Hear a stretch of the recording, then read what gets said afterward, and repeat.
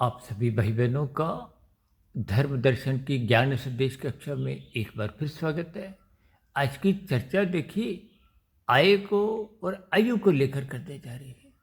आयु से अधिक आय कमाने में ही लगा हुआ है, जिसके फलस्वरूप मनुष्य का जीवन अमर्यादित होता जा रहा है। राजसी तामसी स्थितियों का तो अधिक से अधिक संग करता वो अपना जीवन बिता रहा है, लेकिन अपने जीवन को सात्विक बनाता नहीं, ब्रह्म मुहूर्त में उठता नहीं, जिसके फलस्वरूप उसको स्थूल शरीर के स्तर पर भी भोगों विषयों की आसक्ति के कारण, ब्रह्म मुहूर्त में न उठने के कारण शरीर के स्तर पर, स्थूल शरीर के स्तर पर भी विभिन्न रोगग्रस्त स्थितियां, बीमारियों से वो जकड़ा रहता है।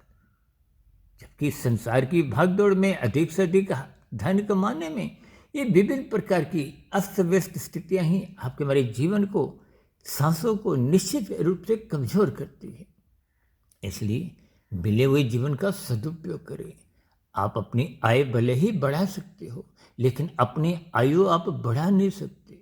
उन मिली हुई निश्चित सांसों का सदुपयोग करें, सात्विक स्थिति मजबूत करें, क्योंकि आय आप जितनी भी बढ़ा लो वो मिले हुए स्थूल शरीर की आयु तक ही उपयोग में आती है, भोग में आती है। और आजकल तो ऐसी कितनी स्थितियां बनती हैं कि मनुष्य की स्थूल शरीर के स्तर पर वृद्धावस्था में आते आते ज्ञानेंद्रियां कमजोर हो जाती हैं, कर्मेंद्रियां कमजोर हो जाती है, तो युवावस्था में कमाया गया धन मात्र एक संभालने की स्थितियां ही होती हैं।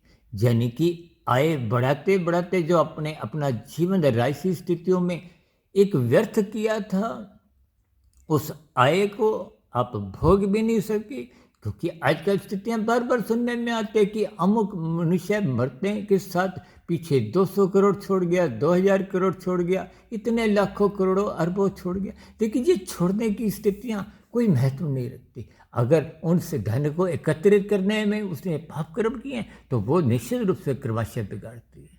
चर्चा विशेष को यहीं विराम करते हैं। नमस्कार।